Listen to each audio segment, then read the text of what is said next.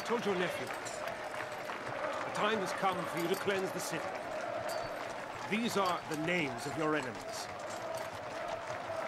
What would you solve by killing them? What purpose does it serve for them to strut around the city, plotting and scheming against you? Clemency. Clemency will be our weapon.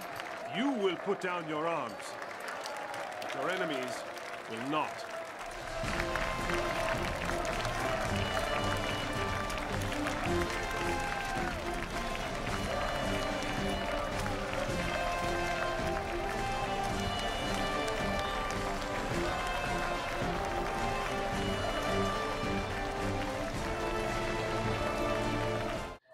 Boa noite a todos, boa noite a todas. É com grande prazer que eu inicio mais um ciclo de estudos do Laboratório de Estudos e Pesquisas em História Antiga, Medieval e da Arte, o LEFAMA. Desta vez, eu chamei um colega de muitos anos e que eu há muito tempo estava querendo chamá-lo.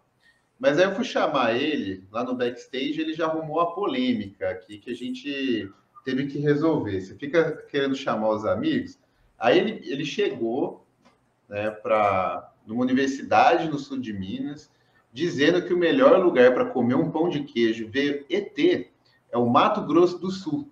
Quando a gente tem lá em Minas, e esse menino aí, ó, ele conhece bem Varginha, né, lá na realidade é o local, tem orelhão de ET, o ET Bilu tem um orelhão de ET para ele? Lá em Varginha tem. Não tem a espaçonave dele. O sul de Minas cuida melhor dos seus ETs, cara. Vamos parar de falar de ET. É mais jogando um papo fora para o pessoal chegar. Eu vou, então, aqui apresentar o Carlos. Eu vou usar uma colinha aqui, porque o Carlos já fez tanta coisa, gente.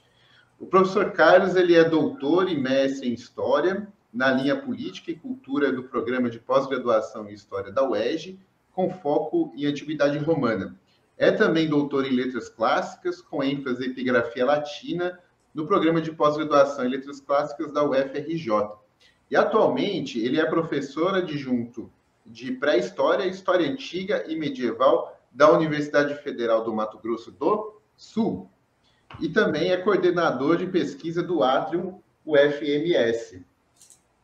Bem, Carlos, é um grande prazer te receber por aqui. Pena que não é presencialmente, porque daí a gente podia fazer mesmo a degustação de pães de queijo, né? Se eu vou como um aí, você come um no sul de Minas. Talvez a gente ganhe o torresmo, né? O torresminho, talvez o sul de Minas ganhe. Mas é um grande prazer te receber. Fique à vontade. Olá, pessoal. É um enorme prazer estar aqui com vocês nessa noite. Eu agradeço muito esse amigo, colega de trabalho de longos anos, então a gente tem privilégio de ter colegas e amigos. Isso é um pouco raro em todos os espaços, mas a gente consegue ter, pelo menos no meio de Antiga, esse prazer, né, de termos colegas, de termos amigos, e eu espero que todos vocês também, nossos queridos alunos, o público que está aqui, consigam sempre criar esses vínculos numa época de obscurantismo que a gente passa. Ter pessoas e ter amigos é essencial para a vida. Cícero ensina um pouco sobre isso. Mas também ensina outras coisas ruins, mas ensina coisas boas. Então, pessoal, eu agradeço, Igor, pelo prazer de estar compartilhando hoje com a UENG, com os seus orientandos, com o público, essa noite.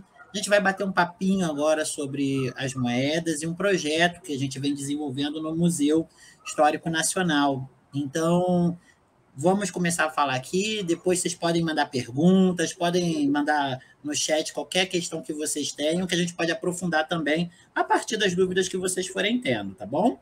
Então, galera, vamos lá.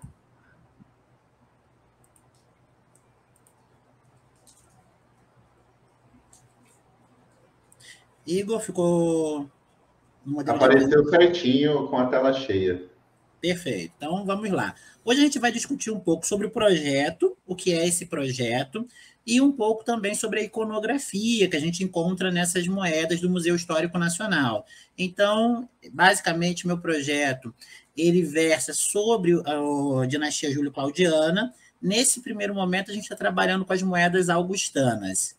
Pessoal, antes da gente começar a entrar no projeto, né, é importante a gente pensar sobre a importância da gente preservar os nossos museus, os nossos acervos, tendo em vista que ela é uma fonte essencial para a gente pensar, problematizar, discutir, descolonizar pensamentos, bem como também entender a historicidade de uma determinada sociedade ao longo do tempo. Então, pensar os museus e trabalhar com eles é essencial para que a gente possa dar uma contrapartida para a preservação da memória de nossa sociedade, bem como, no caso do Museu Histórico Nacional, preservar elementos que participam, né, que são integrantes de várias mais vastas culturas que a gente pode imaginar, incluindo a grega, a romana, a céltica, entre outros. E isso ajuda a gente a ter dados e preservar esses dados,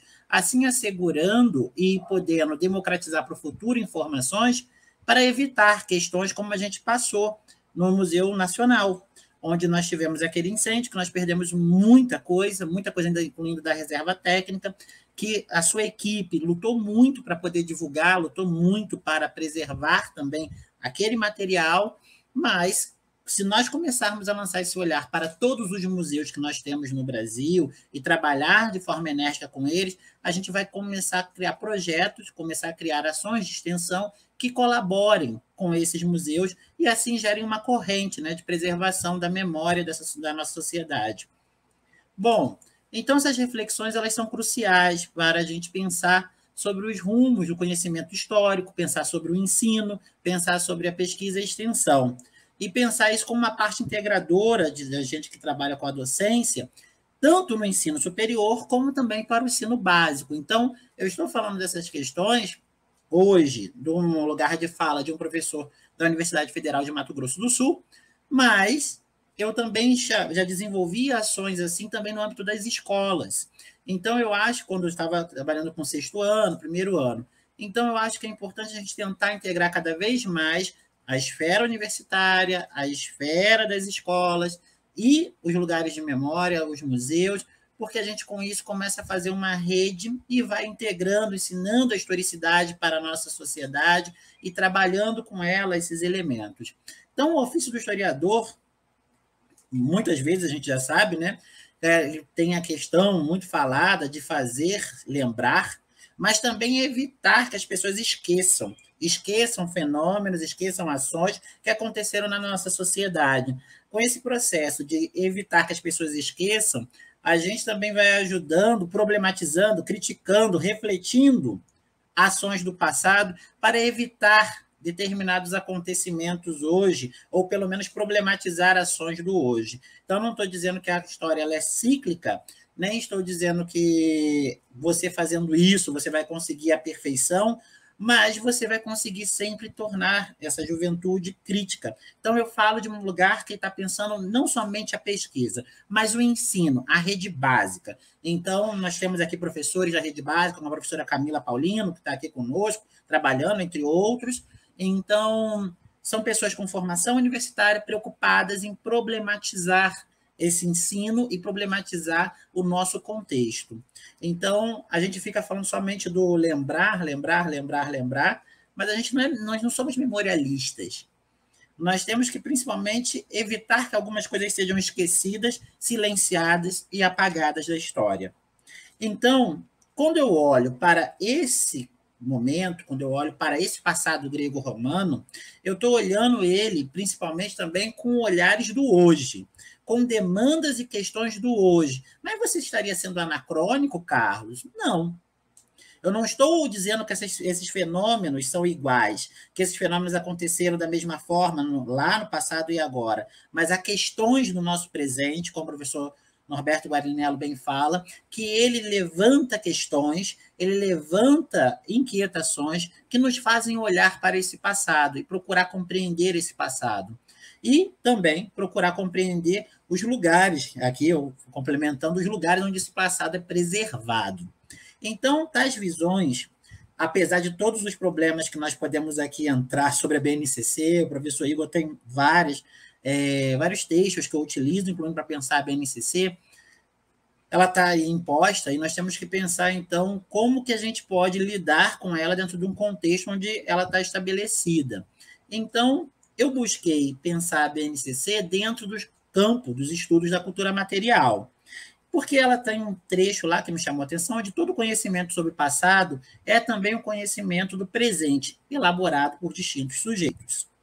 Bom, nesta linha de pensamento, então, a gente não está dizendo que mais do que uma sucessão, os fatos políticos e militares, mas o estudo da história, se a gente pegar e trabalhar isso bem com o aluno, ele pode levar a uma dimensão ativa, caracterizada pelo combate à destruição do passado e de sua consequente alienação coletiva. Então, nesses termos, a gente consegue compreender e analisar uma sociedade através de um seu contexto específico e daquilo que ela produziu sobre ela. Parece óbvio, mas a gente sabe que para elaborar e trabalhar isso dentro da rede básica não é tão simples.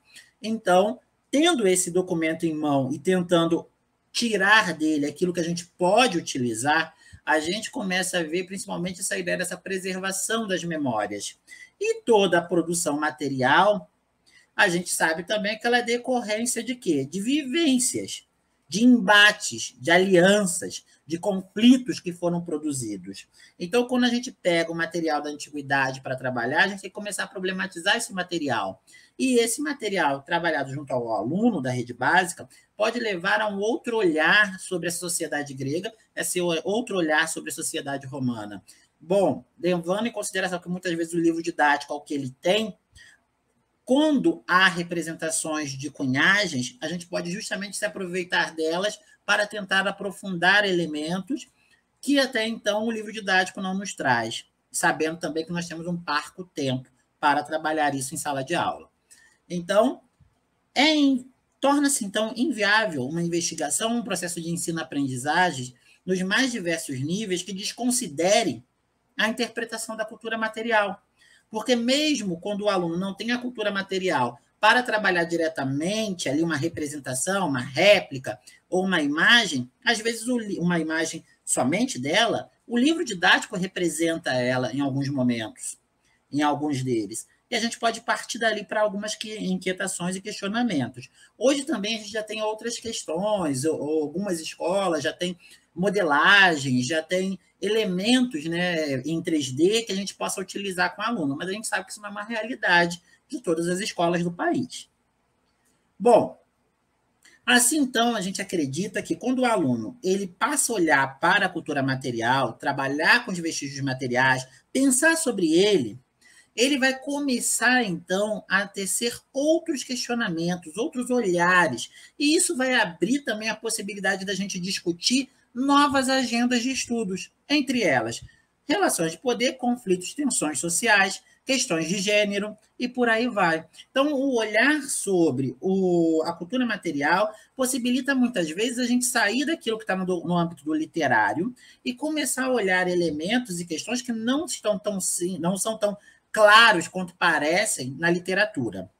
Então, o emprego da cultura material para o ensino-aprendizagem, tanto no ensino e na pesquisa de antiga, seja ela em nível superior ou básico, ele vai ajudar a uma interação entre saberes e a produção do saber histórico. E aqui eu enfatizo principalmente o saber histórico escolar, porque a gente tem que saber diferenciar, quando a gente fala do saber histórico produzido na rede superior, no ensino superior, com o saber histórico escolar que é produzido, construído e edificado na sala de aula. São realidades que dialogam, mas elas têm especificidades, e a gente tem que saber compreender esses espaços de construção do saber. Diante dos temas abordados no nível básico, a BNCC, então, do ensino fundamental, ela vai trazer para a gente uma questão que é importante para os estudos, principalmente para quem vai trabalhar com o 6º ano ou 1º ano. Falo muito no 6º ano, se vocês vão reparar um pouco isso na minha fala, que é o grupo que eu mais trabalhei antiguidade, que eu mais trabalhei materiais, a partir do livro didático que eles detinham, mas também que hoje eu foco principalmente quando eu vou lecionar com eles projetos de arqueologia nas escolas. Então, a própria BNCC ela já pressupõe isso para o aluno. Trabalhar com identificação, comparação, contextualização, interpretação e análise de objetos materiais. Então, a gente tem como pegar isso para o ensino fundamental e usar como chave para desenvolver projetos pedagógicos para esse grupinho, principalmente sexto ano. Bom, falei muito sobre cultura material, mas, Carlos, como você entende cultura material? O que é cultura material para você?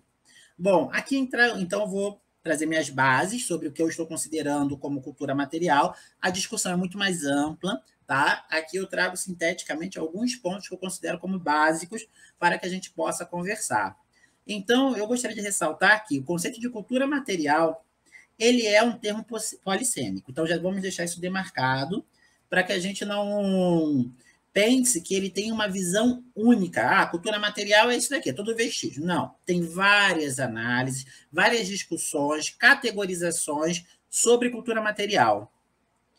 E isso pode ir tanto do âmbito do material ao imaterial, como já ressaltou desde 96 o professor Marcelo Rede.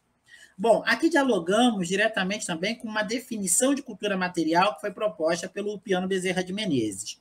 Por cultura material, podemos então entender aquele segmento do meio físico que é socialmente apropriado pelo homem. Por apropriação social, convém pressupor que o homem intervém, modela, dá forma a elementos do meio físico, segundo propósitos e normas culturais. Essa ação, portanto, não é aleatória, casual, individual, mas se alinha conforme padrões, entre os quais se incluem os objetivos e projetos.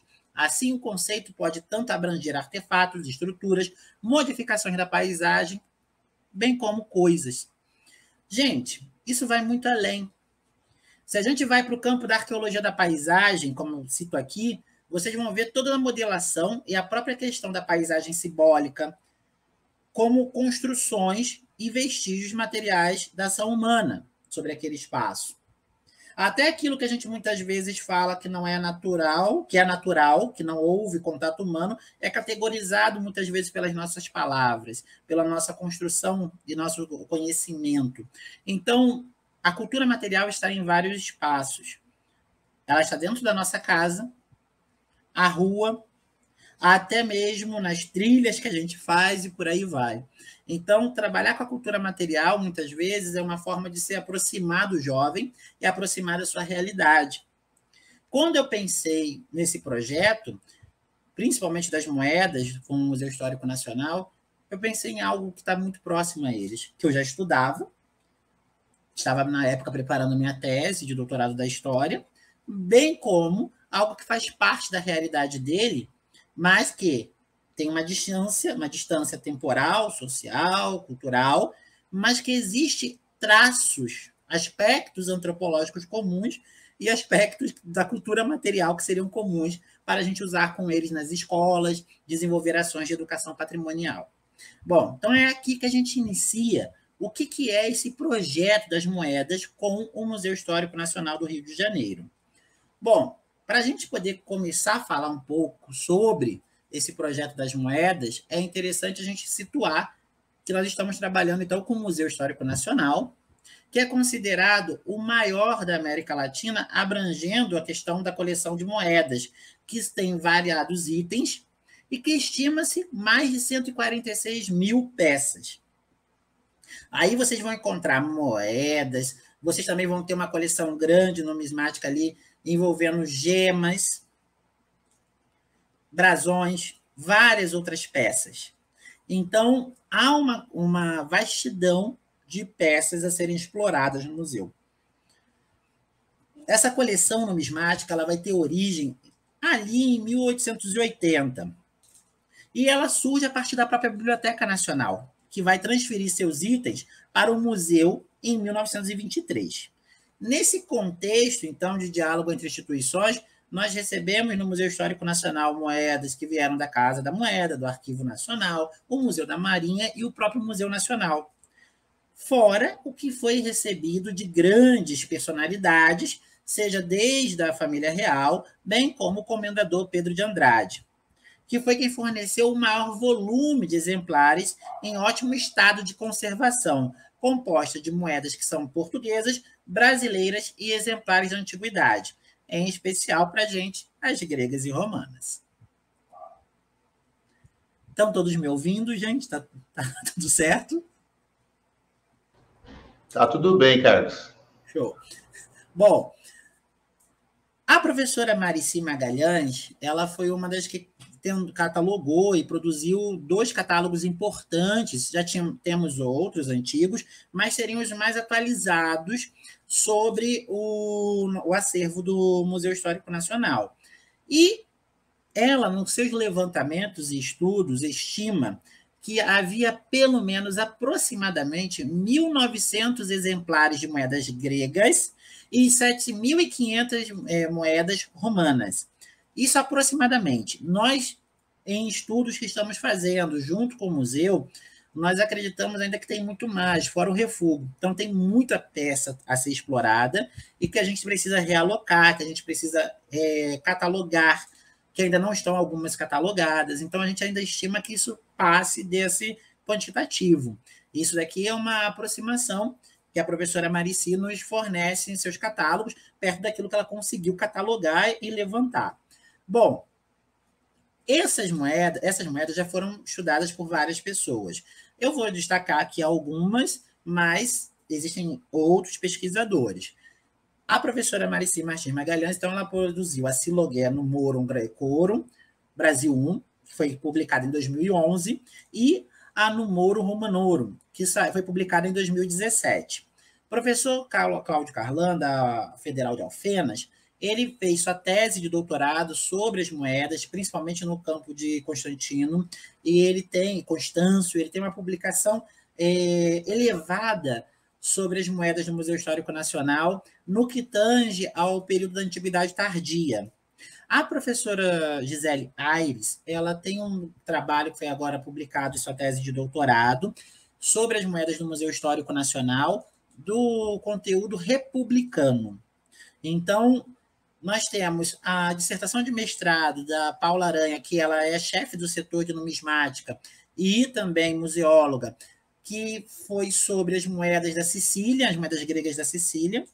Então, tem vários trabalhos, como da professora Janira Poma, que trabalha com as moedas de Graciano, entre outros. Então, vocês conseguem perceber que as moedas elas vêm sofrendo um processo de estudo, de publicação, de análise, já há algum tempo, e que vem rendendo bons resultados, porque isso tem contribuído para que o museu ele possa compreender aquelas moedas, as especificidades delas, angariar com isso, né, informações importantes sobre o seu catálogo. Então, ele começa até mesmo a rever as suas informações a partir desses estudos, fora trabalhos de graduação que foram produzidos e que são muito bem-vindos entre o campo da antiguidade, como do campo da história do Brasil, história medieval, também tem muitas moedas, história portuguesa, história ibérica. Então, há muito ainda além do que já foi feito a ser explorado. Bom, a nossa proposta ela iniciou-se com um recorte que seria da dinastia Júlio-Claudiana, pegando entre 26 antes da Era Comum e indo até 68 da Era Comum. Então, a gente pegaria, né, e focaria na dinastia Júlio-Claudiana apenas a partir de Augusto. Então, pegaríamos a partir de Augusto e encerraríamos com Nero, mais ou menos. Esse era o projeto idealizado. Só que, no momento, a gente só conseguiu, devido à pandemia, devido a N aspectos, a recortar nas moedas augustanas.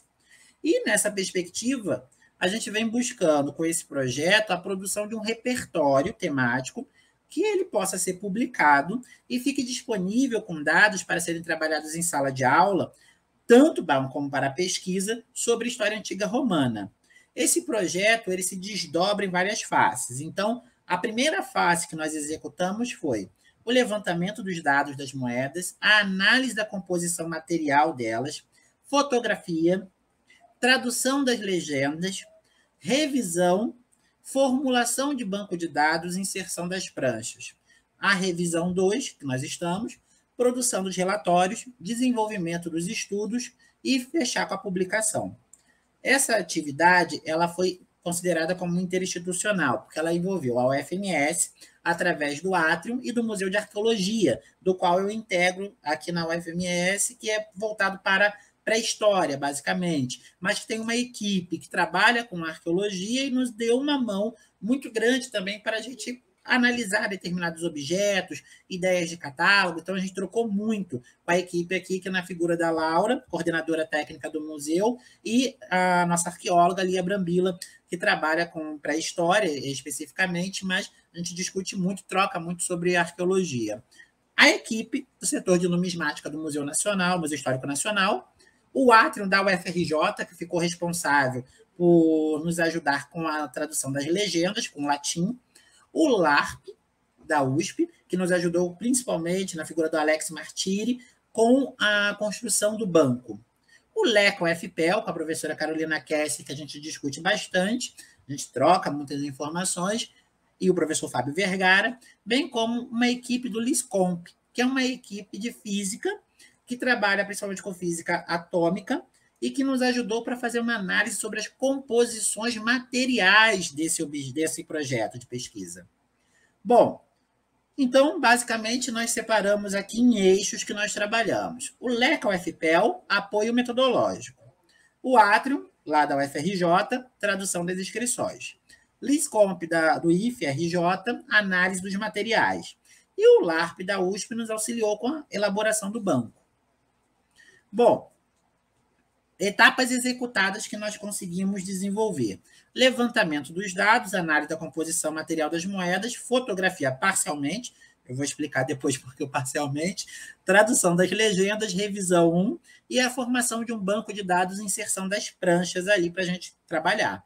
As etapas previstas foram revisão 2, produção dos relatórios, desenvolvimento dos estudos e a revisão 3. Por que a 2 ainda não ocorreu, essas etapas? Porque eu preciso voltar ao museu para poder bater esses dados e confrontar as informações, para a gente poder ver se escapou algum detalhe, algum dado que possa vir a prejudicar na publicação e no andamento do catálogo.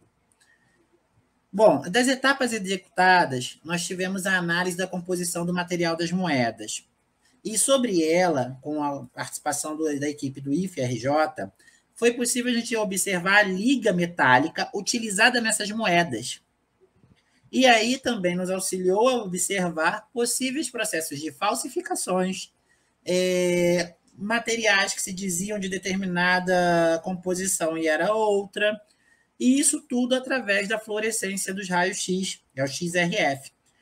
Bom, neste projeto, então, foram analisados o XRF apenas das moedas augustanas até agora. Infelizmente, uns professores do IFE acabaram tendo que se migraram de instituição, outros foram fazer pós-doutorado fora, e a gente não conseguiu ainda fazer do período de Tibério em diante. Então, só conseguimos levantar as moedas augustanas propriamente. O procedimento foi realizado através, então, do Bruker portátil, chamado modelo Trace 4, e com o sistema do raio-x, a gente conseguiu observar essas ligas e perceber também visões distintas sobre as composições das moedas.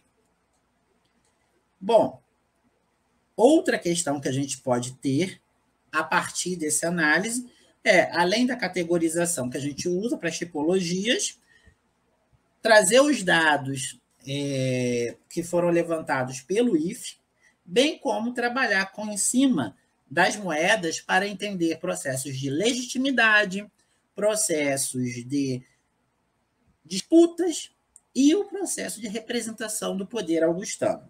Aqui eu vou trazer para vocês algumas imagens, ou 3, no caso que a gente vai trabalhar, onde nós vamos ver algumas das moedas que nós analisamos. Essa primeira moeda que eu apresento para vocês, com anverso e reverso, nós temos aqui uma efígie e um campo no reverso com SC, ela seguiria esse modelo de catalogação. Então, nós catalogamos ela, nós pegamos as informações, ela é um AIS, foi produzido entre 11 e 12 da Era Comum, seria oriunda de Roma, material é tido como cobre, e aí quando a gente vai para a confrontação com os dados materiais, ele bateu, então os dados eles batem, onde nós vamos ter um busto do Augusto virado para a esquerda e o reverso sem imagem, apenas com a inscrição. No anverso, a gente vai ter a informação atribuída sobre Augusto como imperador, filho do divino César, e ele imperador pela 20ª vez. No campo, no centro do campo, nós vamos ter o SC, Senatus Consultum, e ao redor do campo a informação de Pontífice Maximus, e também a informação dele como tribuno, da tribunica e apotestas que ele teria. Essas moedas de Augusto, elas são interessantes porque a gente vai ver as informações sobre os colégios sacerdotais. Então, quando eu vejo sobre Pontífice Maximus, eu vejo já a informação sobre o grupo sacerdotal e a função que Augusto exercia naquele colégio. E isso serve para a gente problematizar tanto as relações dele políticas que ele detinha, como também as relações dele com o âmbito dos colégios. Ou seja, não somente com as magistraturas, mas também dentro da esfera religiosa romana, que vão dar sustentabilidade para o imperador Cáesar Augusto. Vamos lembrar que Augusto, ele não é um herói por si. Ele foi construído como um herói junto a um grupo que venceu uma disputa política, que venceu uma relação de poder naquela época. E muitas vezes, quando a gente pega os livros para analisar, nós olhamos Augusto como se ele tivesse feito aquilo tudo sozinho, sem que ele tivesse um grupo, sem que ele tivesse uma equipe ali com ele na construção e edificação dessa imagem. As relações que Augusto vai desenvolver dentro dos colégios sacerdotais são relações de poder importantíssimas com as famílias romanas, bem como com a esfera do sagrado. E com isso, ele vai enfatizando sua ligação com esse colégio sacerdotal dos pontífices. Ele vai demonstrando poder com os pontífices, como ele também vai se aproximando do povo, vai se aproximando da plebe, quando ele vai se colocar com o poder de tribunício. O poder de tribuno é essencial para ele falar com todas as camadas, com as camadas principalmente. Então, Augusto vai se legitimando no poder e vai mostrando que ele tem esse poder de acordo com as instituições romanas e não rompendo com elas. Ao mesmo tempo que ele vai se associando a vários grupos e trazendo esses grupos para a sua órbita de poder. Nós temos aqui uma segunda moeda, essa já será um dupôndio, ela está desgastada. Então, eu chamo a atenção para vocês que, olha, nessa primeira a gente consegue ver claramente o anverso, a inscrição do anverso, nós temos a legenda clara, e nós temos no reverso também as informações claras. Porém, quando nós vamos para esse dupôndio, já começamos a lidar com moedas que estão desgastadas. Então, qual é o interessante também a se pensar sobre isso? Trabalhar com as moedas, tocar elas e observar elas, nos permite ver a dificuldade que é, muitas vezes, para quem está trabalhando com numismática, em decifrar as informações. Porque não é tão simples. E muitas vezes a gente fica horas com lupa tentando analisar e chegar a uma informação. E aí, a partir dela, a gente vai confrontar com outros catálogos, comparar para poder tentar construir, né, a explicação dela, verificar se ela se insere num padrão, numa recorrência dentro dos grandes catálogos. Nessa nós temos um dupôndio, que seria de 15 antes da Era Comum, de Roma também, com material em bronze, que bate quando a gente fez a análise. Bom, nela nós temos uma cabeça de Augusto virado para a direita e o reverso sem imagem, apenas com a inscrição no campo. Então, no reverso, a gente vai ter o nome de Augusto, Cáesar Augustus, Tribunique Potestas. E vamos ter o SC no centro do campo e ao redor o nome que a gente atribui a possíveis aos possíveis triunvíros monetários. Aqui, provavelmente, Quineu Pisão, e o outro a gente ainda está no processo de verificação para poder consolidar qual seria essa abreviatura. Bom, os triunvíros monetários serão responsáveis por cuidar das cunhagens em Roma. E é interessante porque boa parte deles, quando eu fiz o estudo das moedas que eu tenho do British Museum, catalogadas, e também do Metropolitan Museum, nós percebemos que todos eles, ao estabelecermos uma prosopografia, são aliados e estão ali trabalhando na órbita de poder augustana, o que possibilita sustentar a própria cunhagem de Augusto nas moedas. Então, essa rede e essa disseminação dessa imagem, ela tem vários jogos de relações de poder, incluindo da cooptação política de vários desses magistrados, de várias dessas personalidades que estavam ali em Roma. Agora eu vou chamar a atenção para vocês dessa última moeda, e essa moeda eu acho interessante porque ela está perfeita se a gente olhar. O anverso com informações bem interessantes, o reverso também, e ela estava catalogada no Museu Histórico Nacional, no processo de catalogação antigo que tinha, dentro das moedas augustanas. Bom, essa moeda ela teria uma representação de um sestércio, porque, na verdade, ela é considerada uma falsa paduana. Ela seria uma moeda que emula imagens do período de Tibério, então não seria de Augusto, já começa por aí um problema. Ela é uma falsificação muito comum do século XVI, onde eles vão pegar várias representações, várias moedas da antiguidade, tentar emular e vender essas moedas.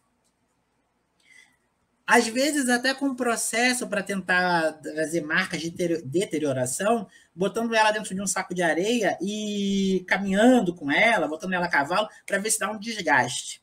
Então, ela pertence a uma série interessante de moedas falsas, que tem tanto do período republicano como do período do Principado. A região a gente não tem certeza. Alguns atribuem que seria da região de Pádua, mas a gente não tem precisão. Mas tem esse título de falsa paduana. Material dela seria utilizado o bronze, e ele tem um busto nu de Augusto, laureado para a esquerda, e Augusto sentado para a esquerda, tendo uma pátera e um ramo de louro na mão. Porém, quando a gente vai para o anverso, nas inscrições contidas, a gente tem já problemas de escrita. Divus Augustus Pater, ou seja, já está o Augustus aqui divinizado e com problemas de grafia de latim. E essa peça, repito, eu trouxe ela porque ela estava dentro das moedas catalogadas como de Augusto. E isso aconteceu várias vezes. Por quê? Porque muitas vezes se lê, como o processo de catalogação antigo, você tem muito fluxo alto de moedas e as pessoas elas liam Augusto, ela já colocava dentro dessa seleção, dessa coleção. Então, já entrava dentro da coleção augustana, mas ela, na verdade, emula moedas do período de Tibério.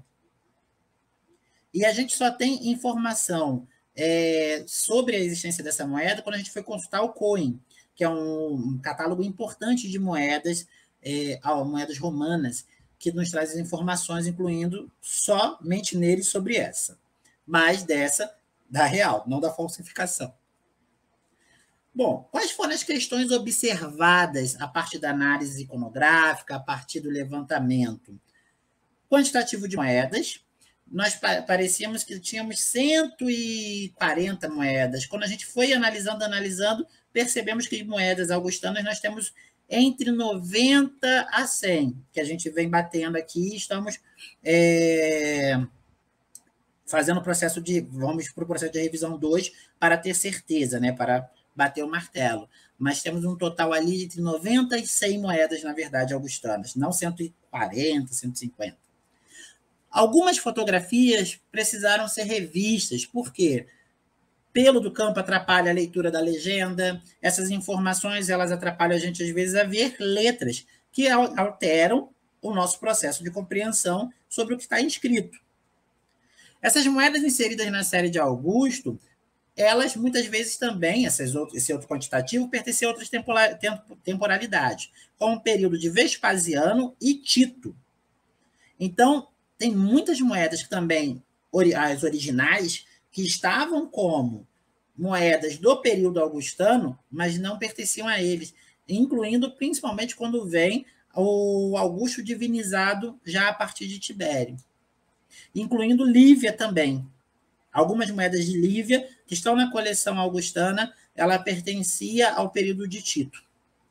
E uma das dificuldades que nós tivemos é o letramento computacional. Trabalhar com linguagens computacionais para fazer os relatórios, para gerar esses dados, confrontar essas informações, que é uma coisa que até hoje a gente vem desenvolvendo com apoio da FACOM, com a Faculdade de Computação aqui de Campo Grande, da UFMS. Bom, aqui nós temos o esqueleto básico do banco, que seguiria o modelo do Access, onde nós vamos ter todas as informações sobre, primeiro, o número da prancha, depois a imagem, o tipo da moeda, o período, região, material, o diâmetro dela, as imagens contidas no anverso, imagem contida no reverso, a inscrição do anverso, a inscrição do reverso, tudo isso vai nos ajudar a construir essa análise e, assim, a gente começar a entender esse conjunto que nós temos de dados.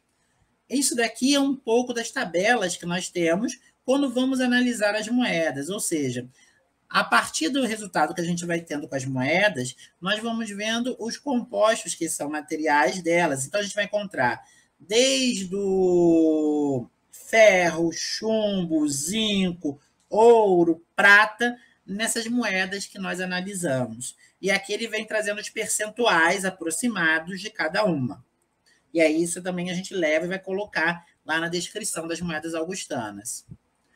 O desdobramento que a gente teve dessas moedas foram basicamente a criação de uma bolsa, né? A criação de bolsas de estudos, PIBIC, CNPq, para o primeiro orientando, que foi o Emerson Bisque, na cidade de Coxinha ainda, quando entrei na UFMS, que junto com os dados que o Alex mandava, Alex Martiri da USP, ele foi montando o banco das moedas, que foi aprofundado pelo Leonardo Arguello Alves, na bolsa PIBIC dele, de 2020 para 2021, quando eu já estava em Campo Grande, na FAC. Bom, nós tivemos também voluntários, incluindo muito atuante, que ajudou muito a inserir os dados na tabela, que foi o discente Luiz Miguel Pereira Lacerda. E ele foi responsável exatamente por catalogar essas moedas comigo, e ele vem se dedicando a trabalhar com as representações das divindades nas moedas que nós temos no acervo, trabalhando essa iconografia augustana do divino, do sagrado, usando a metodologia do Christopher Halgego. E, a partir disso, ele vem trabalhando com a linguagem de poder através do sagrado na legitimação do poder augustano nas moedas. Os produtos que a gente pretende gerar, então, com essa questão. Um repertório temático, ou seja, um catálogo para ser acessado gratuitamente pela internet por todo mundo, disponível, que você possa baixar. Os artigos que são produzidos sobre eles. Já tem artigos que o pessoal do Liscomp produziu, então tem um material bem interessante já começando a sair. O evento, que vai acontecer agora no período de dezembro, que vai ser o primeiro webinário internacional sobre moedas, sobre numismática antiga, com as moedas do Acervo Histórico Nacional. Então, o Museu Histórico Nacional, em parceria, vai sediar esse evento com os pesquisadores que já trabalharam com moedas dali e também com alguns convidados. E nós estamos buscando criar, a partir do desenvolvimento desse repertório, um aplicativo que os professores possam usar na rede básica, através de celulares, ele possa acessar essas moedas, mais ou menos como alguns aplicativos que nós já temos para o ensino de latim, como SPQR, entre outros. Então, a gente está querendo criar esse mecanismo para que as pessoas possam utilizar, incluindo na palma da sua mão. Bom, gente, basicamente é isso. Eu desejo para todos uma ótima noite, que a gente possa conversar agora sobre o que os dados que foram apresentados, tirar as dúvidas, e deixo para vocês meu e-mail. Desejo boa saúde, aqui umas referências, e obrigado. Muito bem, seu Carlos. Projeto interessantíssimo. E dá até para falar, assim, na brincadeira, a nível da gringa, né? Assim, um catálogo que comumente a gente está acostumado não ter no Brasil isso, né? Uma coisa nacional, com essa qualidade de medir até mesmo o metal, o diâmetro, traçar falsificações, né? Isso daí é excelente, né? você mesmo já revelou, não existia, né? Que o pessoal classificava lá a moeda falsificada como uma moeda de César, né, por muito tempo, né? Então, está provado que não existia esse tipo de estudo. Então, foi muito interessante conhecer. Deixa eu só falar com o pessoal, olha, se vocês querem fazer alguma pergunta, não precisa nem ser às vezes pergunta, pode ser um comentário, um agradecimento, sei lá, eu escrevam no chat, que o Carlos deve estar de olho, se ele não tiver também, eu posso passar para ele o que vocês colocarem, só avisando, né? Segunda coisa, a palestra hoje ela é certificada, né? Então, para quem quiser a certificação, clica na descrição do vídeo do YouTube, tem um link lá para um formulário, preencher esse formulário a palavra certificada, que eu divulguei agora de pouco, que depois a gente envia a certificação. Enquanto o pessoal não escreve, né, você está conversando, eu queria iniciar o debate aqui, pelo menos fazer uma perguntinha, para aproveitar o Carlos aqui. E eu queria fazer no sentido, né, você sempre fala das coisas que eu escrevi sobre a BNCC, né? E uma das coisas que eu fiz, né, você sabe bem, né, é mostrar como é que a antiguidade ela ajuda a compreender o Brasil, né, também como o Brasil ajuda a compreender a antiguidade, assim por diante. Aí eu queria saber de você, como você observa a importância dessas questões que são levadas para o dinheiro, né? A gente está levando questões culturais, questões sociológicas, políticas, para além das econômicas, né? Geralmente ela pensa dinheiro, pensa só na questão econômica, né? Então é simbólica, etc., né? Fala sobre o poder. Como é que esse estudo do dinheiro da antiguidade ele pode ajudar a gente a entender o dinheiro hoje? Porque muitas vezes a gente não entende o dinheiro hoje iconograficamente. As pessoas falam, olha lá os 5 dos R$5, o 20 dos R$20, os dólares, mas a pessoa não consegue enxergar, né, o que há por trás também do dinheiro moderno. Né? Então, assim, como é que você enxerga essa relação e como é que esse estudo pode ajudar as pessoas também a compreender isso hoje? Eu acho, essa pergunta ela é muito importante e eu considero ela essencial, Igor. Trabalhei muito isso com as turmas de sexto ano. Então, eu pegava cédulas, imagens de cédulas, ia trabalhando com eles, passando com as moedas, com a nossa numismática brasileira, né? Eu ia trabalhando com eles as imagens e problematizando as representações que nós temos nas imagens ali de presidente, a imagem que nós temos ali das pessoas, da República, o porquê da figura da República ser recorrente em várias moedas. E cada vez que eu ia trabalhando com isso, eu ia apresentando para eles as discussões que nós temos no campo da história, das pessoas que vêm trabalhando já com isso, né? Sobre como que essa representação, a imagem que está numa moeda, a imagem que está numa cédula, ela tem uma intenção e ela tem um discurso. Toda imagem carrega um discurso. Muitas vezes do governante, que quer cunhar uma imagem para a sociedade.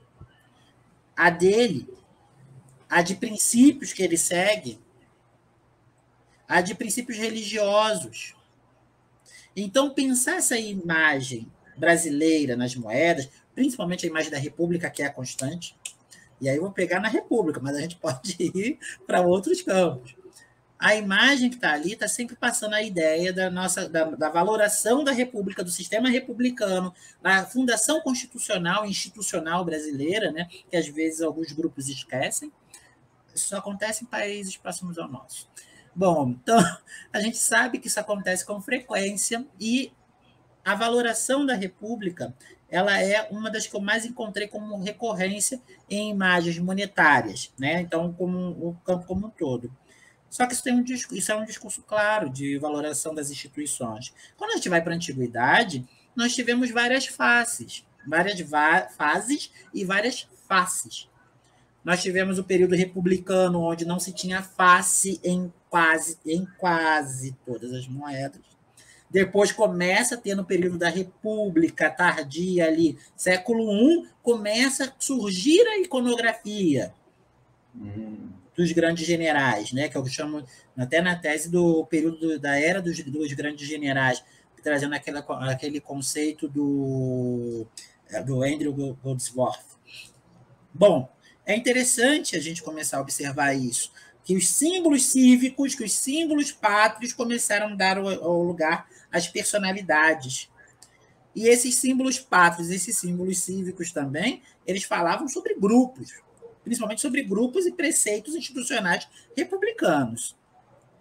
Quando você vai para a era imperial, você começa a ter essa imagem dos governantes, sempre acompanhado do símbolo cívico também, porque é importante o símbolo cívico para o período. A gente não pode esquecer disso, que a gente precisa passar os preceitos. Nós estamos numa república com príncipes governando. Então, esse jogo entre a linguagem numismática, a linguagem monetária e a imagem que é produzida, ela foi feita em várias sociedades, em vários contextos, que, logicamente, a gente tem que estudar de acordo com a especificidade, mas que não é diferente totalmente do que a gente vê na nossa. Porque essa moeda, ela circula, ela passa uma informação, ela passa dados sobre aquela sociedade ou sobre aquela personalidade. Então, uma moeda augustana que saía lá da casa de cunhagem em Roma, mas circulava pelo Mediterrâneo, levava uma imagem de Augusto, levava a sua informação, seu título, aquilo que ele era. Às vezes as pessoas poderiam nem, como a gente sabe, há uma questão de muitos não terem a compreensão plena da leitura, mas alguns conseguiam ler a imagem, conseguiam pelo menos associar aquela imagem e a imagem também a gente não pode esquecer que algumas pessoas elas associavam as palavras não com a compreensão textual, mas elas liam como uma imagem. Augusto. Eu sei que esse aqui é Augusto. Então, a gente também... Isso tem várias discussões hoje no campo da numismática sobre essa questão da circulação, sobre até que ponto, né, essa moeda ela conseguia ser compreendida por todos. Mas uma das coisas que ainda se consolidou e ainda é um consenso é que as imagens conseguiam, em muitos casos, formar uma leitura sobre quem era aquele governante naquele momento. Mas a gente também tem que ter sempre, eu sempre falo do cuidado, né? Lembrar que a gente, sim, há uma maioria poderia interpretar, mas também a gente tem que lembrar que poderia ter uma minoria que não compreendia assim.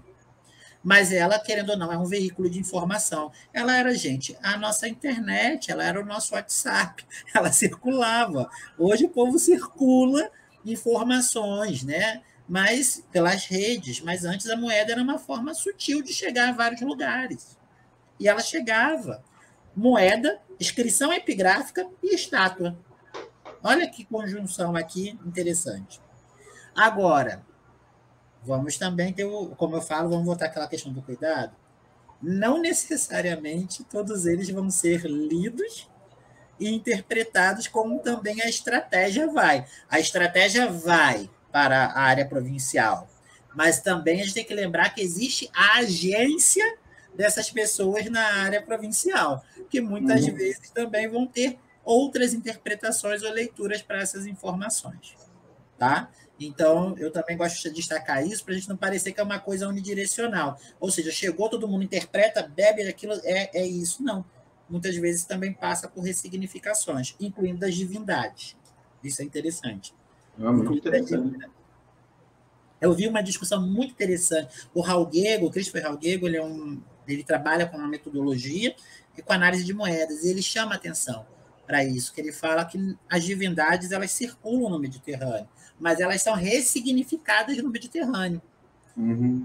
Então, uma imagem que está com a pele do leão de Nemeia e que já vai associar necessariamente Augusto a Heracles, ele pode chegar lá nas províncias do norte da África e ser interpretado como Melkart. E aí? Sabe? Então, a gente tem que lembrar que essa questão da associação divina, ela passa por processos de ressignificação. Então, aí entra o agenciamento. O agenciamento local. Que, infelizmente, às vezes a gente não consegue chegar porque a gente não tem os dados, mas que a gente não pode ignorar que poderia haver. Fica no campo da hipótese? Fica, no caso da moeda, quando a gente não tem uma leitura escrita sobre isso. Mas a gente tem as hipóteses que a gente pode pensar, né, a partir disso. As estátuas eram ressignificadas. os deuses eram ressignificados, por que as moedas não seriam? Não é porque a gente não tem um dado amplo que a gente não possa comparar com o que já acontecia com outras imagens, né? Então, isso é um ponto interessante a se pensar. Mas lembre-se, da mesma forma que na antiguidade a moeda circulava e levava informação, hoje a moeda também circula. E da mesma forma que na antiguidade havia variações de padrões monetários, havia também tipologias, né? Você tem valores que você agregava a determinados tipos, um denário, um áureo, um ás. Você também, hoje, nós temos isso quando a gente vai pensar no nosso padrão. Tem diferenças, logicamente. O valor agregado, o lastro hoje, por exemplo, mas a gente também confere um valor. E eles também conferiam ali. Então, há muitas discussões. Por exemplo, moeda antiga tem lastro. Né? Ela tem o valor em si, intrínseco. E a nossa, a gente confere culturalmente e economicamente a ela um valor. Então, são discussões interessantes a serem feitas com os alunos. Até para eles não acharem que desde a antiguidade tudo é igual e todos os padrões são semelhantes.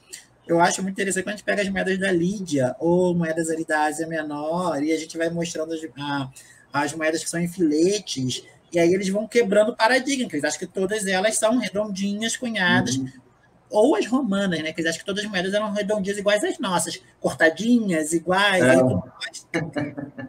Amassada, né? Amassada. E os usos, né, Igor? Porque moeda também foi utilizada devido a essa questão dos deuses, em alguns momentos, como símbolos apotropaicos, como símbolos de proteção.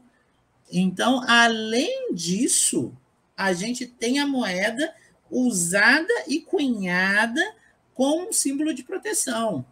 E no período do Renascimento, há vários estudos falando que ela passa a ser também uma espécie de distinção. Olha, eu tenho uma moeda que veio da antiguidade. Então, também ela vira, além de tudo, também um símbolo de luxo, de coqueluche e apresentação. Né? Então, que a gente viu ali uma produção de moedas falsificadas, incluindo algumas delas que estão no Museu Histórico Nacional tem o furo, o que já demonstra que ela foi utilizada nesse período do Renascimento como o quê? Como um símbolo de um pingente, um símbolo de beleza, né?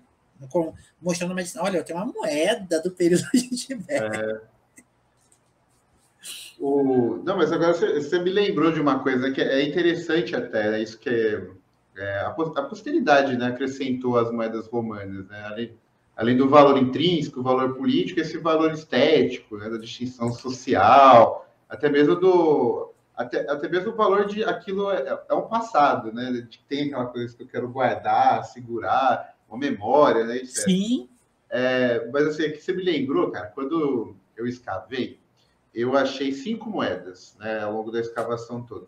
E eram moedas ali do período que a gente chama Antiguidade Tardia. Tem gente que não gosta que chama de Antiguidade Tardia, chama de Baixo Império Romano, enfim, pode chamar do que quiser. Lá no século V, tem para todos os gostos, né? E são moedas minúsculas, né? Que assim, elas vão diminuindo o tamanho, né, do metal agregado delas, elas são minúsculas e elas foram encontradas numa região de mar, era uma ilha que eu estava, então elas estavam todas oxidadas, que a maioria delas ainda era de cobre. Então, na verdade, eu achava uma tampinha de garrafa toda enferrujada, que as 5 que eu achei não dava para identificar qualquer coisa nela, se tinha inscrição, se tinha uma esfinge, não dava para ver nada. Só que eu ficava assim, caraca, eu peguei uma moeda romana, velho, eu achei uma moeda romana. E a gente só sabe ela por conta dos estudos, né? Depois fala, não, realmente é uma moeda do período, mas assim, não dá mais para saber nada. Só que eu achava o máximo pegar essas moedas. Ó, tem uma pergunta aqui do Thiago, passar para o pergunta. Ó, galera, se quiserem fazer perguntas, pode escrever no chat aí que eu repasso ao Carlos, aqui ele também vai ver, botar na tela. Ó. Professor, o senhor comentou dos exemplares gregos, mas durante todos esses anos de pesquisa, elas chegaram a ser analisadas ou a preferência estudar as romanas primeiro? Bom, vamos lá. Sobre a questão das moedas gregas, nós já tivemos vários estudos sobre elas, produzidas pela professora Marici mesmo. Ela tem um catálogo das moedas gregas, são as primeiras. que ela catalogou, que ela analisou. Nós temos o estudo da professora Paula Aranha, da museóloga, né, e chefe lá do setor de numismática, que é sobre as moedas, tanto da Sicília como de Siracusa também. E nós temos outras pessoas hoje estudando. Porém, as pessoas, quando vão, Tiago, para lá, elas têm que fazer um recorte. Então, não dá para estudar tudo, né? Tem muita moeda. Então, eles vão pegar um período e um recorte específico e região, muitas vezes. Eu ainda peguei Augusto, tem moeda de Lugdunum, tem moeda que seria da Gália, tem moeda do norte da África, augustana, tem moeda da Península Itálica, da Antiga Itália, também chame como quiser, que tem gente que tem implicância com Itália, mas muito, lá fora mesmo é Antiga Itália que se chama. Brasil que tem um pouco dessas discussões aí sobre a terminologia. Bom, na Antiga Itália, Áfricas, Gália, da Germânia, tinha bastante, da Germânia. Então, assim, você tem moedas espalhadas, e aí, muitas vezes, você vai fazer um recorte. Como eu peguei todas augustanas, e eu não estou fazendo um recorte para sistematizar uma análise local, ou seja, eu não estou trabalhando como que nesse local essas moedas circularam, a representação, o agenciamento local, eu estou trabalhando num aspecto mais quantitativo mesmo, então eu peguei o todo. Mas as gregas, em geral, o que eu reparo nas pessoas que trabalham com o Museu Histórico Nacional é uma delimitação pela polis. Então, eles vão pegar uma determinada polis e analisar um padrão de cunhagem naquela polis, incluindo, muitas vezes, relacionando com os mitos de fundação, que foi o caso da Paula Aranha. Ela trabalhou analisando com os mitos de fundação. Então, a gente tem uma vastidão de possibilidades para se trabalhar com essas moedas. E é tanta moeda que não dá para todo mundo trabalhar tudo. Então, assim, por exemplo, eu estou fazendo um método que se assemelha um pouco a Siloguê, ou seja, pegando as informações, só que eu estou descrevendo mais elas, detalhando elas. Mas eu, por exemplo, não estou fazendo um trabalho, não é minha proposta, tá? Não é minha proposta. Trabalhar fazendo fazer uma análise histórica profunda de cada região. Eu mostro que existe uma região e um padrão de cunhagem ali. Uma região, padrão de cunhagem. Região, padrão de cunhagem, período, boto os períodos e as características. Mas eu não fico problematizando o governo, porque não é esse o meu projeto, entende? Outra pessoa pode pegar a partir dali, e começar a fazer análise das regiões. Isso que é legal, porque é um bem público, gente. Essas moedas são bem públicas. Não é, o Carlos trabalha com as moedas júlio-claudianas, agora as peças júlio-claudianas são do Carlos vai pegar aqui, ninguém mais pode estudar. Não! O Carlos está prestando eu sou um servidor público, eu estou prestando um serviço público para a nossa sociedade. Acabou. Se a Camila, nossa colega que está aqui, a Camila, professora Camila, ela também já trabalhou com moedas. Ela chega e fala, eu quero estudar as moedas de Augusto do Museu Histórico Nacional. Vai lá e estuda, gente. Porque não é meu. E quando a gente patrimonializa o acervo, a gente já está cometendo um crime, porque ele não é nosso. Já começa por aí. E segundo, que a gente impede que outros estudem. Então, o que eu quero ao final do meu trabalho? Que vocês, quando observarem o catálogo, pensem, poxa, legal isso aqui eu posso usar para dar aula. Não, eu quero pesquisar, eu vou descrever, eu vou trabalhar com isso daqui, eu vou produzir um outro catálogo. Produz, isso é bacana, entende? O meu não é o final, ele é pelo contrário. Eu pretendo, assim como o da professora Marici, do modelo dela, de Siloguê, que me ajudou muito, me ensinou, incluindo a professora Marici, me ensinou a catalogar as moedas. Então, o que eu quero fazer com o meu trabalho? Gerar outras possibilidades de trabalho. Não meu trabalho ser o último. Gente, não tenho essa pretensão. Não, nunca foi a minha meta. E eu espero que esses trabalhos que vocês forem desenvolvendo para TCC, gente. O Yuri, o Luiz Felipe está falando aqui sobre a questão das moedas. É outra coisa, Luiz. Ir lá, pegar a moeda, sentir, tocar, apalpar a moeda. A textura, né? É da hora demais, né? Textura. E você ficar horas com uma lupa para poder descobrir se aquilo é um L, se aquilo é um I. O que é aquilo? O que é aquilo? É um 1 romano? O que está escrito? E aí você começar também, e por isso que é importante a equipe multidisciplinar, Luiz. Porque, Igor, sem os colegas de latim, não adianta. Não. Os colegas são importantíssimos para desdobrar a legenda. Sabe? Eu desdobrei as legendas da tese, e hoje eu sinto assim, nossa, eu podia ter feito a tese com as moedas do Museu Histórico, né? Tipo, vou ter trabalhado as moedas augustanas ali na tese. Mas os recursos, eu precisava de moedas, que eu já estava até no final desenvolvendo, mas as moedas que tinham no Museu Histórico não me davam sustentação para desenvolver a análise plena do colégio sacerdotal. Eu tive que juntar todas elas, ou seja, os 4 colégios sacerdotais, grandes colégios, trabalhar com os quindecêmviros, com os álgores, trabalhar com os pontífices e trabalhar com os epulões. Então, fazer esse levantamento, ali, por exemplo, eu não consegui. Mas tem moedas no Museu Histórico Nacional para trabalhar com um grupo de pontífices ou com os triunviros monetários. Então, gente, dá para vocês irem desdobrando isso em vários ramos. E o Museu Histórico Nacional, já falo aqui, junto com a equipe da Paula Aranha, Pedro Colares, que são os 2 que trabalham com o setor de numismática, são incríveis. Assim, podem procurar eles, que eles vão, sabe, receber vocês com maior atenção. Se vocês estiverem longe, por exemplo, Luiz Felipe gostaria de falar sobre as moedas. Eu vou estudar, professor, eu quero estudar. Ele vai mandar. Você, Thiago, que fez a pergunta também sobre as gregas, ela vai mandar os dados para você. Vai demorar um pouquinho, porque eles precisam parar, se organizar e tal. São 2 servidores para um número muito grande, né? E a partir disso, eles vão mandar os dados para vocês. E aí vocês começam as suas pesquisas. Hoje eu tenho 4 bolsistas, né, que vêm trabalhando comigo, e 2 voluntários. Um deles é o Tiago, que está aqui perguntando da Grécia, que é apaixonado por Grécia. Então, já tentei romanizar ele, mas não consegui. Tentei fazer ali aquele processo tradicional, antigo, de século XIX, mas não deu certo, não. Que é Grécia, que é Grécia. E assim, qual é a meta desse projeto também? Proporcionar aos meus alunos uma ida, levar eles lá, os meus orientandos, para que eles passem uma semana catalogando, que é isso que você falou, Igor. Pegar, tocar e olhar é muito diferente de pegar o dado pronto. Porque a gente pensa que é fácil. A gente acha que... O Thiago está até mandando um coração aqui, escrito Grécia.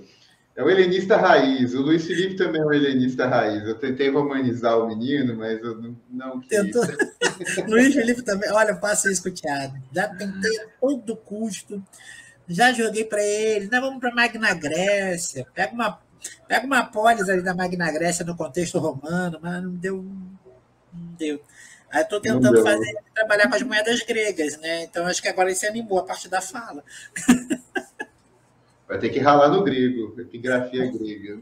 Vai, já falei. Mas aí a gente tem aqui a professora Cristina Agostini, de filosofia antiga, e ela trabalha com iconografia. Então, os meus gregos eu mando para ela. Os greguinhos. Eu mando e-mail grego para ela, e ela manda os romanos dela para mim. E a gente vai trocando. Uma boa troca, boa troca. O Carlos mencionou algumas vezes a professora Camila Paulino, está presente aqui, acredito. Ela estava, pelo menos, mais cedo, e apenas para fazer a propaganda, né? Ela fez também uma live do ciclo de estudos do Lefama. Foi o segundo encontro nosso, foi com a Camila, e ela fez uma análise muito interessante, muito legal, da transição da República para o Império a partir da iconografia das moedas, né? Mostrando essas disputas de poder, e depois ela entrou mais na legitimação do governo de Augusto, a partir dessas moedas. Então, eu acho que assim, dá até para colocar as duas em sequência, né? Assim, para vocês entenderem a transição, República e Império, já vai para o Augusto e fica aí com o Carlos. Na verdade, Então, eu parei para assistir, para ver o que a Camila tinha falado, para tentar linkar a nossa fala de forma conjunta, para não virar, ó, não ficar mais uma parte maçante, né? Falando, voltar ao que a Camila já ela falou. falou. E a gente criar uma sequência de análise, ou seja, ela já trouxe para vocês uma introdução à numismática, né? A numismática romana. O que eu tentei fazer? Mostrar para vocês, principalmente, pessoal, pensar isso aplicado, pensar isso para a sala. E pensar principalmente para o ensino, garotada. Vocês têm que levar isso para a escola. Ah, com certeza, né? Assim, a gente já não deveria ensinar histórias sem fontes, né? E eu acho que um apelo que a antiguidade tem é justamente esse caráter do exotismo, do maravilhoso, que as pessoas elas ficam mais assim, nossa, é uma coisa romana, é uma coisa grega, né? Então isso daí eu acho que atrai também mais o interesse da moçada. Ó, gente, a gente está terminando a live, já estamos chegando aqui no nosso limite. Se alguém tem mais alguma pergunta, pode fazer, que tem alguns minutinhos. Eu vou fazer mais uma pergunta para o Carlos, mas é porque eu gostaria que ele respondesse isso, para ficar também registrado na live, uma vez que a gente pensa muito o conteúdo das lives voltado principalmente para professores da rede básica, né, para conhecer questões, para a gente falar sobre questões de ensino, né, não ficar só na questão da pesquisa. E toda vez que eu dou aula, faço algum treinamento com os professores, a pergunta que sempre vem é: como é que esse tanto de moeda sobreviveu e chegou até nós? Olha, essa pergunta é ótima. É porque é muita moeda, né? E, assim, e as pessoas ficam, porque ninguém gastou isso. Olha, é uma coisa que eu acho incrível, o quantitativo que se tem. É um quantitativo que, se a gente parar para pensar, é muito alto. E aí a gente precisa voltar ao século XV, XVI. A busca e o patrocínio dos mecenas, as escavações, né, para você poder recuperar estátuas ali, o período do Renascimento, principalmente, a busca de escavações foram muito fortes, e com isso foram encontradas gemas, foram encontradas brochas, tem alguns textos muito interessantes sobre esse período do século XVI, principalmente, e a prática de você começar a escavar, não estou falando de arqueologia aqui, pessoal, mas práticas incentivadas de busca de objetos da antiguidade, nesse furor dessa retomada do mundo antigo. Isso percorreu principalmente Roma e Grécia, muitas coisas foram escavadas, mas outras regiões também. Isso foi escavado, foram encontradas estátuas, e com elas, nessas estátuas, às vezes moedas, potes de moeda, que de vez em quando, até hoje, às vezes aparece pote por aí. O processo de você revitalizar algumas áreas de teatro, circo, por aí vai, foram se encontrando muitos objetos, foram encontrando muitos objetos arqueológicos. Esses objetos foram sendo colecionados, principalmente pelas grandes famílias, e aqui eu vou destacar uma grande família que foi essencial para o âmbito da arqueologia ali, do futuro, né, do futuro da arqueologia, que é a família Farnese, né, a família Farnese, junto com os Médicis, eles foram grandes financiadores desses processos de busca de objetos e criaram museus importantíssimos e coleções importantíssimas. Se alastrou por outras regiões, essas moedas começaram a virar tesouros familiares, muitas vezes, e também de venda, de troca, de compra, né? A gente tem que lembrar que uma das práticas do colecionismo também não é somente você ficar, eu tenho isso, eu troco por aquilo que você tem. E isso vai sendo preservado, assim, a gente tem muito na prática do colecionismo uma matriz dessa preservação, também de destruição, porque essas moedas, elas eram limpas, então eles não tinham a noção que a gente tem hoje para higienizar um metal, para higienizar um objeto. Então, muitas vezes, você passava produtos que adulteravam, né, o objeto metálico. Bom, isso durou até o século XX, então tu imagina no século XVI, século XVII, como era. Até o século XX, o povo passava cal nas moedas aqui, Então, você imagina lá. Eu Essa vou limpar prática. com bicarbonato. Ele não tinha romana, mas ele tinha essa antiga brasileira, tem que botar o bicarbonato na moeda. Assim. Imagina, bicarbonato e limão. É, O povo adora botar limão para tudo, né? Então já imaginou, né? Bicarbonato e limão. Pá! Joga na moeda. acidente estomacal, afta e limpa a moeda. Vocês pensem, parem, gente, assim, imaginem o choque que era, né? O choque que era para as pessoas encontrar aqueles objetos. E essa prática foi criando. Nós tivemos os broches, nós temos as gemas, nós temos os anéis, os selos imperiais. Então, muitas dessas coisas foram preservadas, passadas como objetos de antiguidade. Então, e começa a se construir e amplificar. Construir não. Amplificar. Começa a se amplificar essa ideia de que é uma antiguidade, que é algo. Olha, minha família possui essa estátua, minha família possui essas moedas, esses broches. Então, isso tem muitos problemas para o campo da memória, da preservação, mas também tem muitos pontos que ajudaram a chegar às coleções. No século XIX, a gente não pode esquecer da importância de uma imperatriz brasileira chamada Teresa Cristina. Então, muito do que nós temos, muito do que nós tínhamos, né, se deve a Pedro II, mas também, principalmente, a Teresa Cristina, que a gente fala muito no Pedro II, por causa das coleções egípcias. Ele trouxe outras coisas e outras peças também, mas a Teresa Cristina era uma grande fomentadora de atividades culturais, incluindo da preservação de elementos da antiguidade clássica. Então, a Teresa Cristina ela comprava objetos. Então, boa parte disso que se diz que é só do Pedro II é Pedro II e Teresa Cristina. Então, a gente, muitas vezes, por uma história muito patriarcal, a gente não fala do casal, é o casal. E ela foi importantíssima para a preservação dos acervos de antiguidade. E também pela vinda de algumas dessas moedas. Fora as famílias que tinham essa prática como elemento, né, cultural. Não vamos esquecer século XVIII, século XIX, o imaginário ainda desse elitismo clássico, o estilo neoclássico, o pensamento sobre esse mundo, também é um elemento de distinção cultural. Então, essas famílias compravam, trocavam, passavam, e a prática dessas coleções não é uma coisa nova. Então, por que eu falei se acentua no 16? Porque se a gente parar para pensar coleção tem desde a antiguidade. Pessoas fazendo essas práticas, guardando porque acham bonito das coisas. Então, é isso. Eu vejo que isso foi um fator e é uma interação cultural, né? A gente não pode esquecer. Por isso que a história ela é global, tá, gente? História não é só local. A gente não é desconectado do mundo. Olha o acervo moedas da antiguidade, circularam o Mediterrâneo, circularam o Atlântico, chegaram aqui.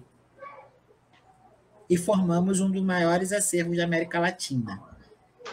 Então, eu acho que vocês têm que pensar que o mundo não é desconectado. Toda certeza. Olha, eu vou fazer a última pergunta aqui para o Carlos, antes da gente finalizar. Eu calculei aí no máximo 1h30 também. E é uma pergunta aqui do João Guilherme Vieira. Eu vou projetar aqui, olha. Professor, como funcionava o valor entre as moedas de civilizações distintas? Havia alguma mudança de valor entre uma moeda romana e uma cartagena? Acho que ele está falando meio... Eu entendi. Algo, estilo meio... mas também estilo câmbio, né? Eu acho que ele tá... Sim. Olha, existem várias discussões sobre essa questão, João, então não dá para a gente precisar numa única resposta. Alguns falam que havia uma comparação, quando possível, das moedas pelo valor do metal, então por isso você tinha como trocar. Alguns falam que tinha uma equivalência, já como se fosse uma tabela de equivalências em algumas regiões. Então vai depender de cidade para cidade, polis, entre quilotas e polis. Você vai para uma região que ela é grega, ela tem uma administração grega na que seria a Ásia Menor, mas ela tem, aliás, uma administração não, uma cultura helênica, mas ela tem uma administração romana. Então, você tem como fazer essas equivalências. Já se tem um diálogo entre elas, mas isso não é padronizado. Várias regiões tinham padrões distintos. Tinha lugares que você pagava moeda com sal. Entende? Então, assim, tudo varia de lugar para região. Não vamos esquecer que também que uma das moedas de maior circulação que existia era o sal. Uhum. O Então, salário.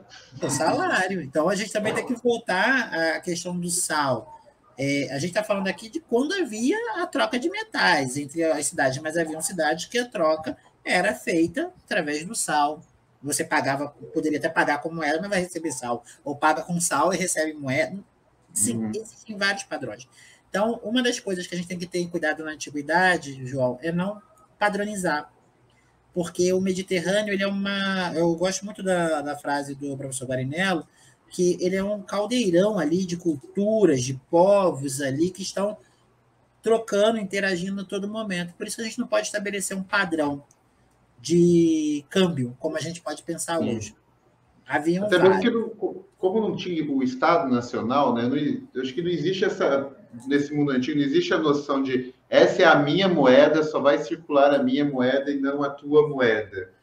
Que principalmente em regiões, a Ásia Menor ali, por exemplo, é uma região de comércio extremamente rica, né, de que muito possivelmente circulavam na cidade esses 3, 4 tipos de moedas diferentes, moedas romanas, moedas gregas, moedas vindas do Oriente Médio, né? Então, eu acho que eu prefiro acreditar mais nessa última versão tua, assim, que cada localidade realmente tinha um jeito de lidar com essa ocorrência de novas moedas, né? Porque tem gente que está acostumado. Tem outros locais que daí a pessoa olharia a questão do peso da moeda, uma moeda de prata, né? Se é de ouro, mas no mundo antigo não tem, eu acho que não teria algo disso, não, um câmbio mesmo, assim, o dólar. Como Circula o dólar. hoje, eu não consigo visualizar, pelo menos entre os materiais que eu leio, eles sempre apontam possibilidades, mas o mais aceito é que não tem um padrão e que cada região. Esse é o ponto comum que eu consegui elencar em todos. Não É, padronização. e é só a gente ver a região de fronteira, inclusive do Brasil, né? Você vai Brasil-Paraguai, por exemplo, circula o real, circula o dinheiro paraguai, circula dólar, É uma circula beleza. o produto, né? Troca produto por produto, né? O cara leva café e volta com maconha do Paraguai, né? Que, tipo, eles nem trocam dinheiro. Né? Então, assim, porque a gente vê isso no jornal, né? Assim, então, eu acho que é mais próximo para esses mundos aí de fronteiras, de trocas clandestinas, do que, de fato, para o mundo organizado, da Bovespa. Sistematizado. Eu também não consigo ver essa sistematização, não. Eu tenho dificuldade. Então, muito bem, gente. Eu vou encerrar aqui, então, a nossa live, né, para a gente também não estender muito. Agradecer gentilmente o Carlos por disponibilizar uma hora e meia aí do seu tempo para falar com os meus alunos, com o pessoal que acompanha o Lefama, com professores do sul de Minas. É uma oportunidade única, a gente está trazendo pesquisadores de uma maneira geral, mas o professor Carlos, que conhece muito da cultura material, conhece muito de museus, além de ser um cidadão incrível, para falar para as pessoas aí do sul de Minas. É uma oportunidade incrível. Então, gostaria muito de agradecer, Carlos, a disponibilidade por ter aceito o convite. Bom, gente, eu agradeço, professor Igor, pelo convite, agradeço a vocês que estão aqui conosco, deixo, como eu falei, todo o meu contato ali, tem as páginas do Atrium FMS, que estamos dois, né? Um na FRJ e um aqui, então deixo as páginas do Atrium FMS com vocês, só vocês me procurarem, o que precisarem da gente, precisarem de contatos do museu, podem ficar à vontade, porque o Museu Histórico Nacional é nosso, é nacional. Então, por favor, procurem o setor de numismática, o setor para desenvolver projetos com a Paula Aranha, com outros.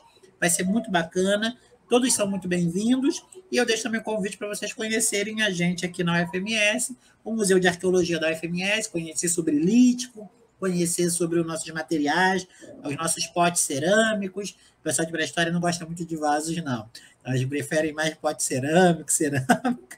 Então, vocês conhecerem nossas urnas funerárias. Então, a gente tem muita coisa aqui também interessante para vocês conhecerem do Mato Grosso do Sul. Então, sejam bem-vindos sempre. E, voltando àquilo que o Igor falou inicialmente sobre os ETs, a gente também tem o ET Bilu, né? Então busquem conhecimento. Vou fazer um debate entre o ET Bilu e o ET de Varginha. Conexão Seria muito Mato Grosso interessante. do Sul de Minas. Comendo pão de queijo. Então, ó, aproveitando também, gente, né, só para relembrar, tem o formulário para preenchimento, obtenção de certificado, está na descrição do vídeo do YouTube, é só abrir a descrição que está lá no final, palavra certificada Augusto, preenche lá que a gente envia o certificado. Voltaremos com outro ciclo de estudos do Lefama no dia 1º de dezembro, aí esse vai ser o último do ano, é o programa especial de Natal. Nós convidamos, eu convidei, né, uma outra amiga muito querida, tanto minha como do Carlos, a professora Carol Kesser, que vai fazer uma palestra para os pet lovers. Ela vai falar sobre iconografia animal nos vasos gregos. Então, a gente vai ficar vendo animaizinhos e ver o que esses animaizinhos significam nessa arte grega. Então, não percam, dia 1º de dezembro, a Carol também é sensacional, vai valer muito a pena para quem puder participar. Então, é isso, cara. Deixa eu só botar o Luiz aqui. Cadê o Luiz?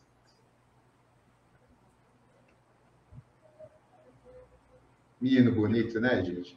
Esse daí, para quem não conhece, é o Luiz, gente, bolsista de iniciação científica meu, né? Trabalha com Grécia também, esse daí não vai para Roma nunca. E que hoje ficou aqui dando assistência técnica para a gente em tudo, né? O Carlos ele falou bastante dos bolsistas deles, eu acho que é uma coisa que muitas vezes os professores falam um pouco, né? Mas acham que falam muito como se os trabalhos fossem só deles, né? E se a gente não faz nada sem a presença dessa moçada aí que está ávida a aprender e também a ajudar, né, na pesquisa, ganhar o seu dinheirinho também, que é importante pesquisando. É essa galera aí que ajuda muito o desenvolvimento dos nossos laboratórios, em especial aqui o Lefama. Então, valeu, Luiz, aí ter participado também. E a gente se vê, então, dia 1º. Vou desligar aqui, então. Tchau, tchau.